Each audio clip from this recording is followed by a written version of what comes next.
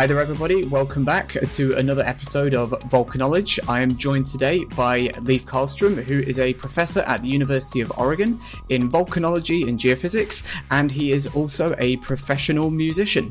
Hi, Leif. Thanks for joining us. Yeah, thanks for having me. No problem at all. No, I'm very excited about this session, which is bringing together two things that I absolutely love, which is volcanoes and music. So it'd be great to hear a bit about your background and how you've been able to keep up both being, a volcanologist and a geologist, as well as being a professional musician. Yeah, sure. Well, thanks for having me, first of all. I think this is a great idea for a podcast, actually. So I hope you have a long and successful future. Yeah, I guess a bit about myself. I have these sort of two lives that I've been living for quite a while now. And to a large extent, I sort of blame my parents. My mom is a professional violinist and teacher, and my dad is a professor and a geologist. In fact, I'm a third generation professional geologist in that sense. So I've kind of had these two things going for a long time, and I almost don't like to admit it because it sort of feels like I haven't really done anything new with my life. But here we are, and yeah. So I went through formal training in sort of classical music with violin in college. So I have a performance degree. I studied physics and math. I was not so interested in geoscience at that point. And as things happen in life, there are sort of strange circumstances that lead you to where you are, random left turns and whatnot. And I had an opportunity to do an internship, one of my final years in undergrad, with a person who ended up becoming my PhD advisor, Michael Manga at UC Berkeley, who gave me the opportunity to work on a project for summer. And I realized that this was something I really liked. And here we are. So that was your spark into geoscience then? Yeah, it was. I mean, I sort of had it because I grew up with it, but I never thought I would go there. In fact, I really consciously tried not to. So slowly got steered back into the family path. Yeah, I went into the family business, as it were. Yeah, both of them. And so, how was that keeping music along the way then? So I guess it's gone in fits and spurts, but it's been quite continuous. It's something that I feel like is a deep part of who I am, and I feel like there's something missing if I'm not doing it. So there are times when I do it less, and sometimes when I do it more. And in fact, there was a time when I was doing it full time, sort of after I finished graduate school and prior to starting at the University of Oregon. I had a bit where doing music professionally was all I was doing. So it's it's something that I've been developing for many years, I guess. Brilliant. So just out of curiosity, what sort of music genre have you been involved in over the years, or currently? Yeah, so I guess I have training in classical music, and I love classical music, but that's not really what I do. I also sort of have a long love of a variety of different genres. In middle school and high school, I was in a punk rock band and I played guitar, and that's where I learned sort of how to improvise. And that has really been the direction that I've found, the most fulfilling is improvisational music. And so when I was in college, I discovered bluegrass, sort of American roots music, I guess, if you like. And that's really, I've found that I really like that. Sort of combines a lot of elements that I like about improvisational music with just sort of the social element of like getting together with your friends on Friday night and playing music. And that's what you do for fun. Going to festivals. It's a really, really great sort of part of American culture, really, this kind of roots music that is very, very much about just playing with people in an informal manner. Yeah. And you're in the right part of the country to do it as well, based on the Pacific coast and then up into the Northwest. Yeah, it's everywhere. But yeah, this is a good place to be. Yeah.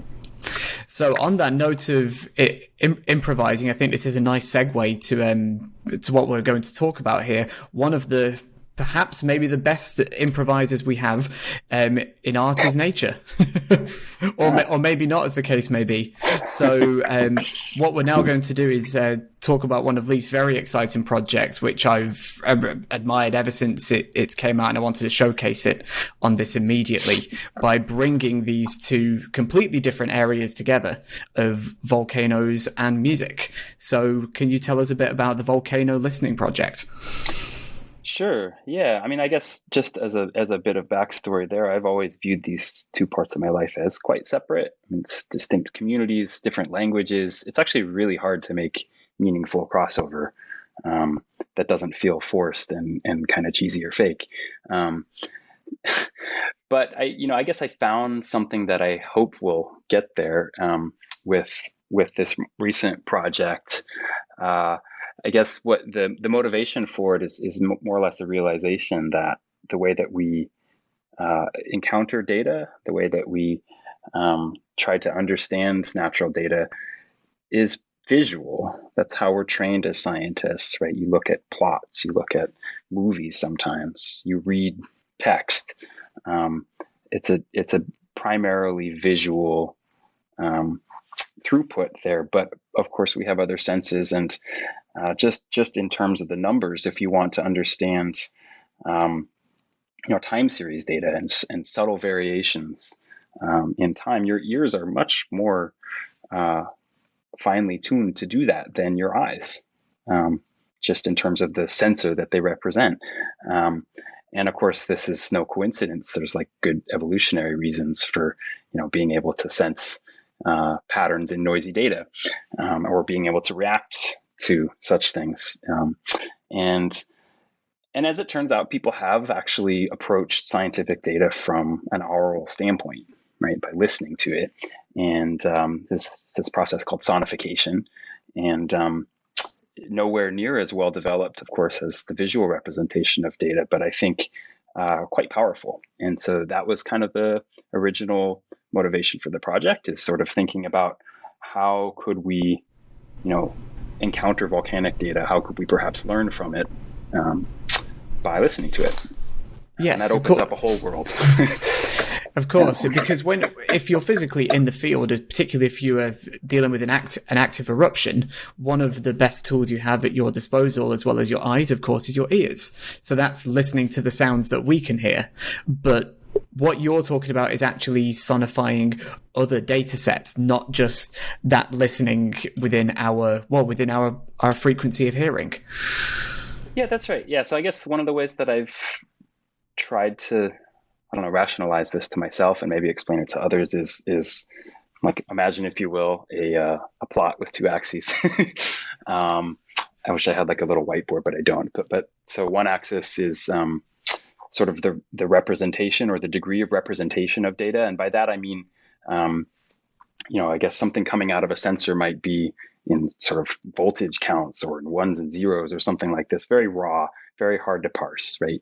And you can go from that to looking at a plot of this, turning it into something that you can look at visually. So, for example, doing this, if it's more sort of high dimensional data, you might do surfaces or make movies or something like this. And each level that you do is more sort of sophisticated representation. Okay, that's one axis of this, and I just described how that works visually. We can go through that same exercise for the sonification approach. But the other axis is interpretation. So representation, interpretation, and of course, right at the origin there, interpretation is just going to be the raw numbers, ones and zeros, if you like. That's not really that useful for most of us, even the most highly trained. And so you have to interpret it to some extent, right? Even if you're making a plot, you have to choose the color of the symbol, the size of the symbol. These are sort of arbitrary choices, actually, but lend themselves to being able to interpret things.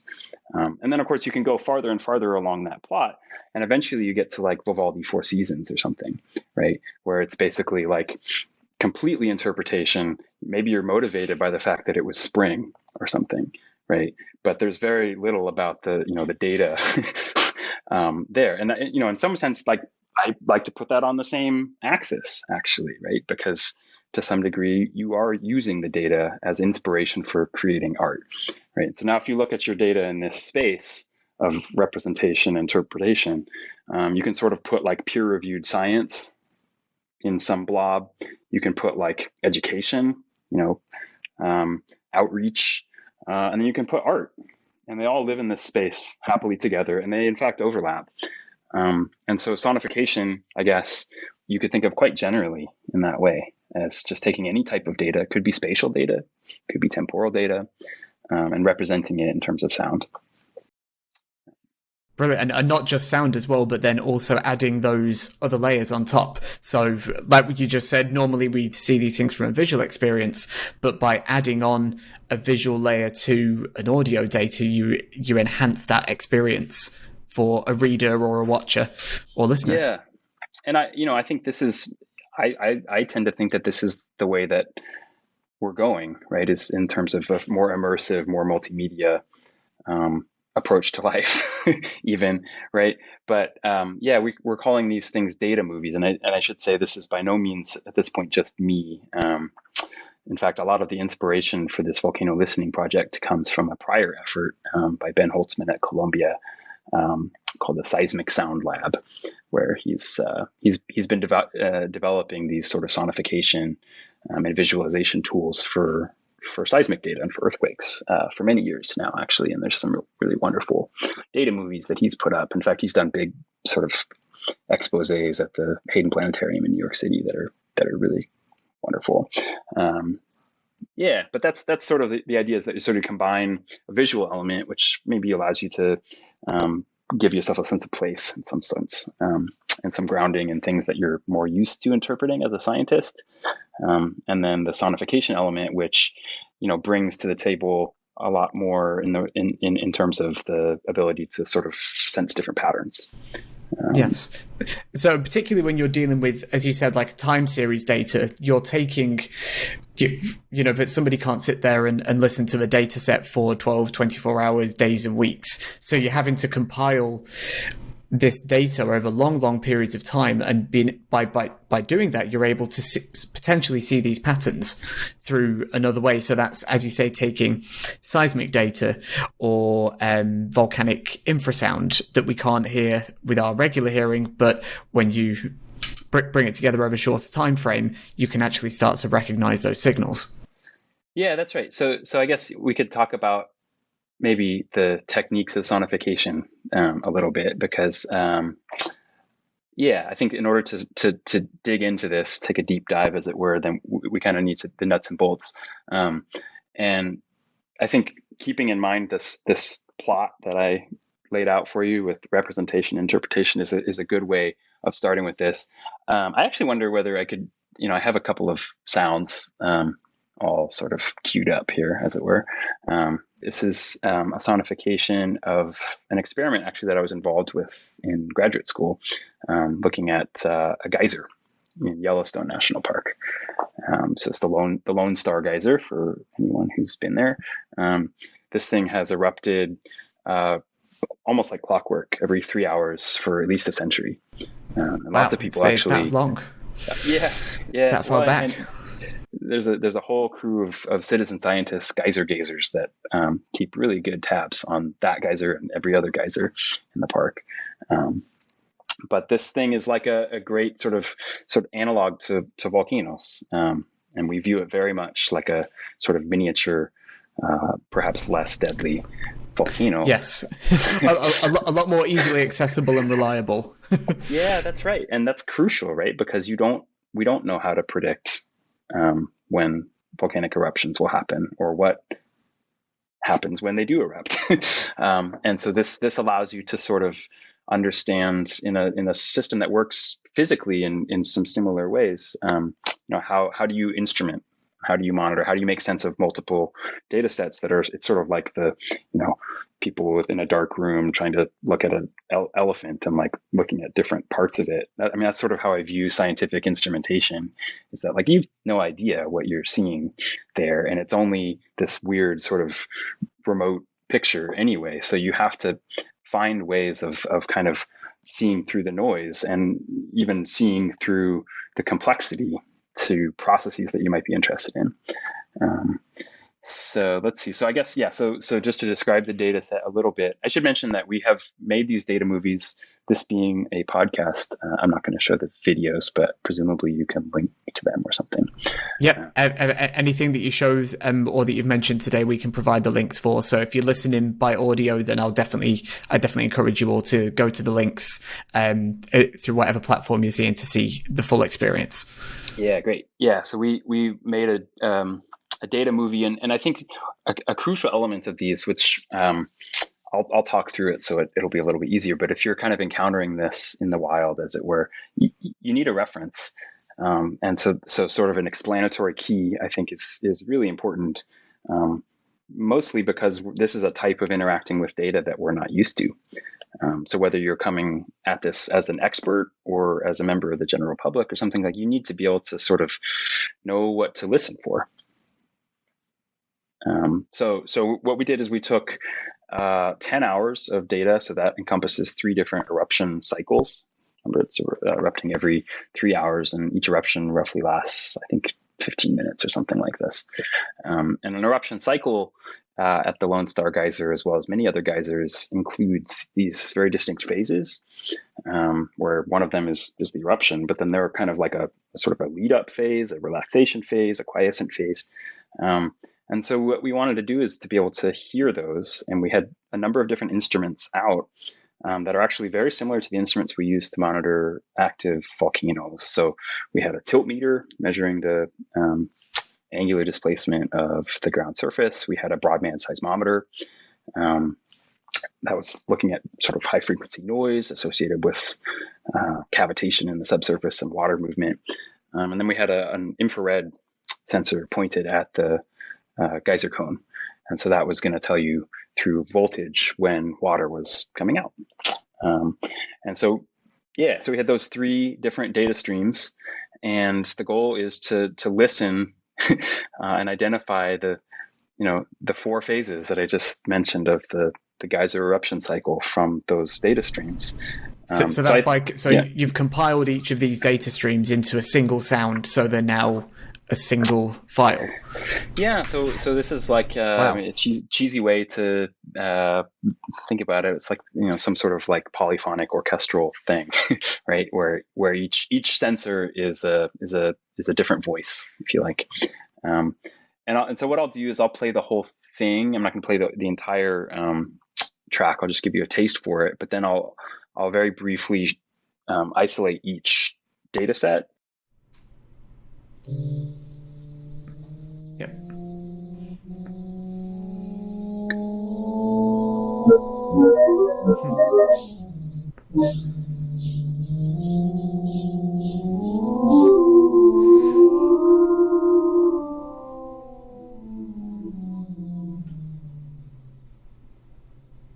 Okay, so that is one eruption cycle that we just heard. Oh, okay, that was one cycle. That's 3 hours, 3 hours of data. So an important component of the sonification procedure, generally speaking, is to apply speed factors, either, usually speeding things up, but sometimes slowing things down, so that they're within a range that you can sort of process. And there's 3 different data streams that went into this, and there's 4 different stages of the eruption cycle. And so we can talk about them. And this, I guess I'm doing this in part to talk about the different ways in which we approach sonification, because I think this is a nice way of doing it, because you could think of the simplest as what we call direct sonification. So again, coming back to this plot of sort of representation and interpretation, this is sort of almost the lowest level of sonification that we can do. We're literally just speeding up the seismic data until it's within the audible range. Okay. We did do a bit more processing on this. We did a polarization analysis, because what we're after here is listening for actual physical movements of water from the geyser reservoir, like the sort of volcanic magma chamber, to the cone. And so if you can hear the stereo sound, I guess, hopefully you'll be able to hear that. If not, it's in the video. But this seismic data has a panning left and right that you can then listen for the movement actually, physically, of the subsurface water. Okay, so here it is. Okay, so what you can hear is this is just the raw data in some sense, with a little bit of analysis later on top. But those sort of pulses that you hear, those are the movement of bubbles, we think, between the geyser reservoir and the cone. And those are preceding the main eruptive event. Okay, and it's very much constant. There's always something happening, and then you get these sudden events happening within there. Right. Yeah, so there's a lot of noise. The Earth is constantly making noise and humming in various ways. Water's constantly moving. Yeah. And so, of course, I guess I should mention that much like magmatic volcanoes, we actually don't understand why volcanoes or why geysers erupt. We don't understand why volcanoes erupt. We have ideas, right? We have models. And so one of the goals of this study is to actually place some constraints on the physical processes that are involved in geyser eruptions. Yeah. Right. Okay, so that's level one. That's the seismic data. I'm now going to show some of the tilt data. Okay. So that's a sensor on the ground that's basically tracking the angular displacement. And this is widely used at volcanoes because we see inflation and deflation of magma reservoirs. Yeah. So and this happens. But we're talking about a tiny scale here, aren't we? Just millimeters, if that. Nanoradians. Yeah. Wow. Okay. For sure. So these are quite sensitive instruments, and so this one, right, is a totally different type of data. So seismic data is oscillatory data. It's a waveform to begin with. So actually, you can meaningfully speed it up, and you'll hear something. This is a continuous time series of data, right? Yeah. So we have to apply a different approach. And so again, going back to our sort of representation versus interpretation plot, this is now where we've implied something about how the sort of sounds translate to data. So you're going to hear swelling of pitches and chords, and that's how we're representing the tilt data. So our higher pitch is us going up in tilt. Yeah. It's increasing tilt. Okay, there we go.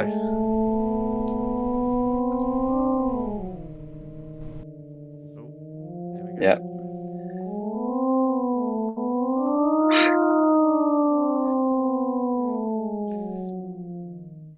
Okay, and then the final one is this IR sensor data. This is the one that's tracking when stuff is coming out, when the eruption is occurring. And so we use a different type of sonification. We used an actual instrument called a granular synthesis instrument, which takes a continuous stream of data or a time series and chops it up into little sound grains. And this gives us a different texture, right? So again, we're applying layers of interpretation here and layers of representation, but it allows you to hear the patterns in a way that is quite distinct from the other types of data, and so that when you hear them all together, they mean something. Okay, so I'm going to start playing this one. And of course, you won't hear anything at the beginning because the eruption isn't happening. Okay, nothing. Oh. Okay, yep. So that was the sort of preceding events, and now here's the eruption. And there's the relaxation. Okay, so that's all three of them. And so now I'll play the whole thing together really quickly, and so you can hear the whole bit and hopefully listen for the interplay between these different data sets. Yes, okay.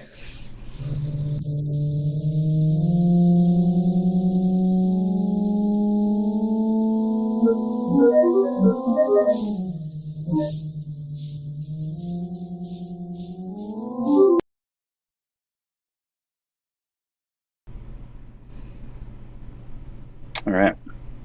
Awesome. It makes such a difference, as you say, having that walkthrough and listening to each of them individually, understanding what each of those signals are. And then just the fact that you've been able to take completely different physical forms of data and combine these all into a single experience.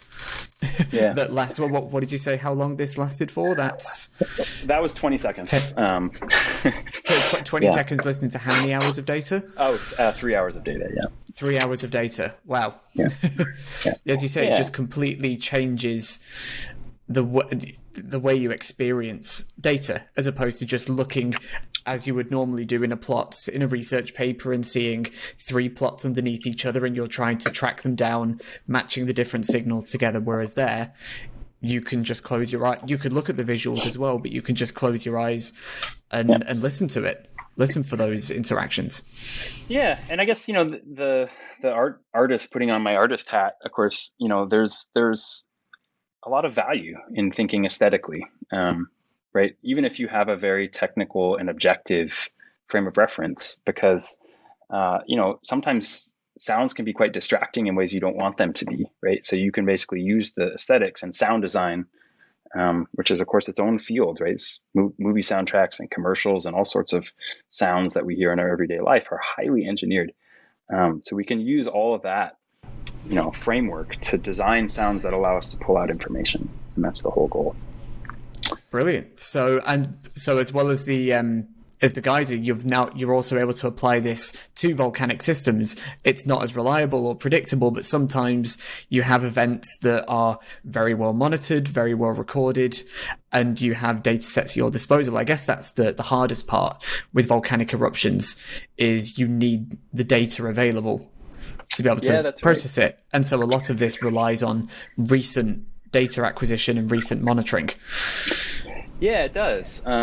But again, these techniques are quite general. So I think I thought I would show another example of something that's maybe less intuitive. So we're in the process of applying these techniques to just anything. And in fact, if people have ideas, right, of data sets, we're very much in the beginning stages here of this project. So you are all ears, literally. All ears, yeah. But so there's a now famous data set of explosive eruptions globally that I believe actually you were mentioning you contributed to a little bit, which is awesome, and it's been of enormous scientific value, right? This is sort of the best, to the best of our knowledge. This is all the eruptions that have happened. I think, through the last 10,000 years, but I have actually focused on a much shorter time because, there's some completeness issues. Yes. As you go farther back. We're always trying to find older historic eruptions in the past. It's a difficult job, but the most recent window is the best observed and best recorded at the moment. That's right. Yeah, so I thought I would apply some sonification to this explosive eruption database. And I guess in the interest of time, I'm not going to go through the procedure in that. I'll just sort of show you what our latest, and this is very much in progress, so we haven't published this yet. But in this case, it's not a continuous time series. These are just events, right? Where you have perhaps a composition, a volume. So that's the magnitude, like the earthquake magnitude for volcanoes is like the amount of stuff that got erupted, and it's logarithmic, like earthquakes. Right? But then you also have things like the type of volcano and where it happened in the world. And those are all parameters that we can map onto sound, right? So you can spatialize sounds, and that tells you where the eruptions happened. You can, of course, come up with ways of figuring out magnitude and mapping, different eruption types and compositions onto sound. And so this is just a taste, I guess, maybe of that. Okay. Well, yeah, there's at least a dozen different parameters that you could choose from this database. So, you've got a full orchestra on your hands if you want it, but that probably sounds like utter chaos. Yeah, that's right. That's right. Yeah, check it out.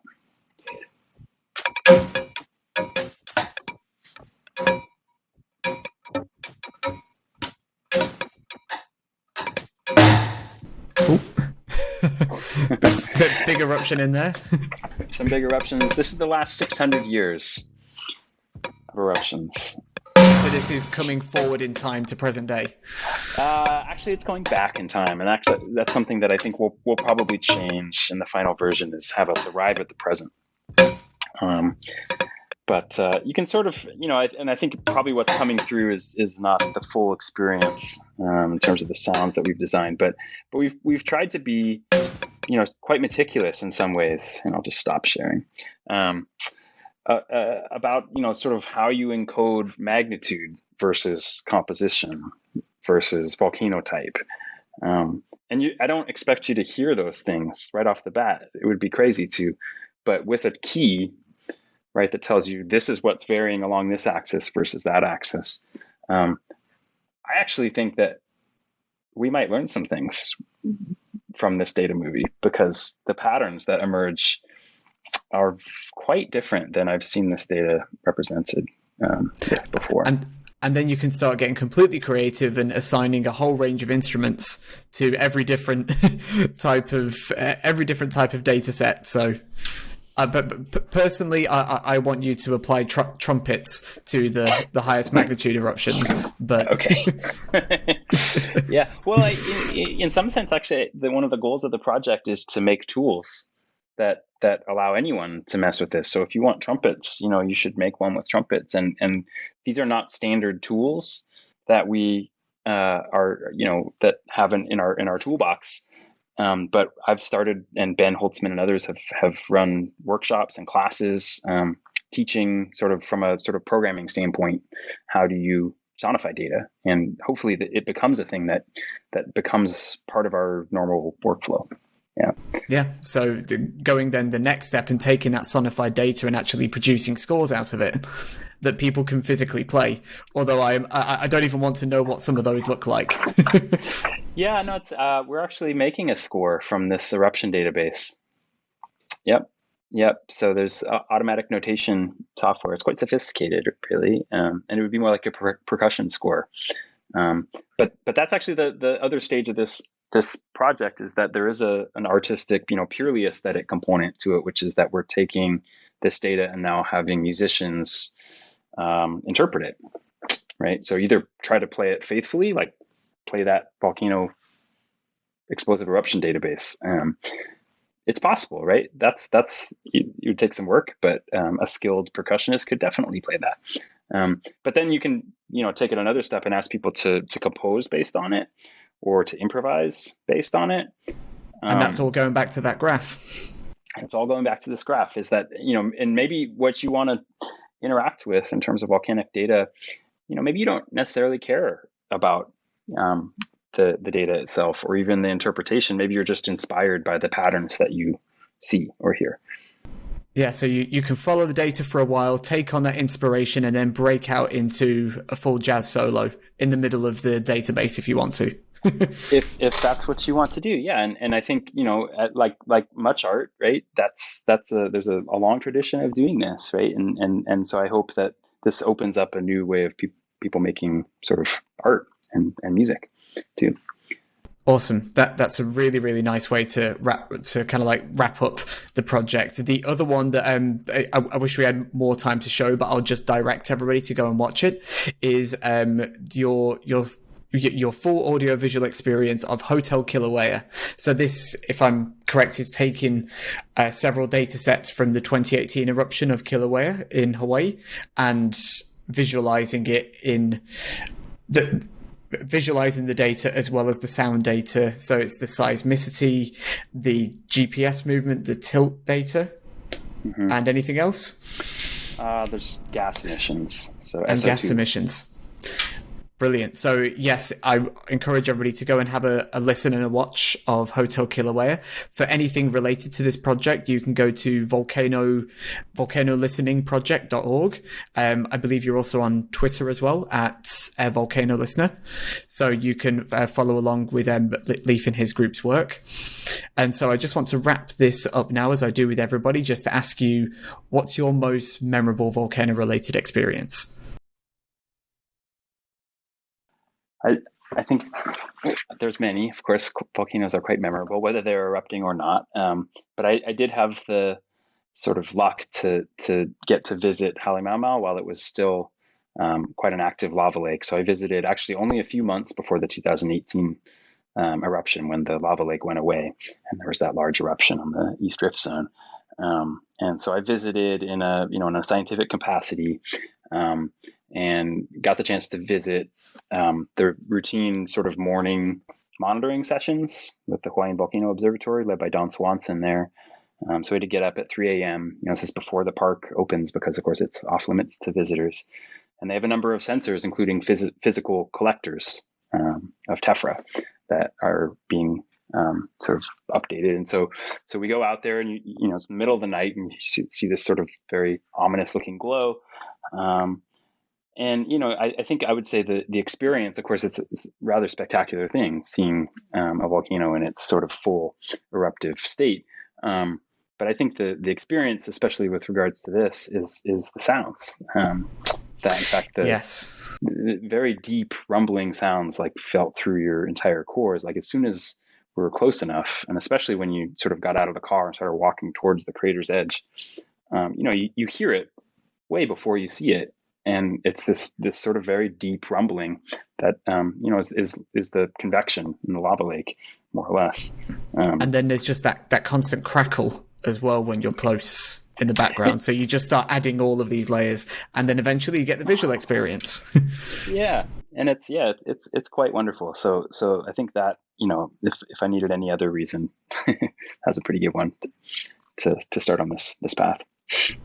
Fantastic. Well, I'd say there is, I'm sure, plenty more that we could talk about, and it's really, really incredible work that you're doing, which is just bringing a new way for people to observe, analyze, and interpret data. Whether you are, as you say, a specialist in the field, or you're coming into this from the general public. So thank you for the work that you and your collaborators are doing in this project. Thank you, Leif, for coming on today. I really, really appreciate it, and we will see you all next time. Okay, thanks for having me.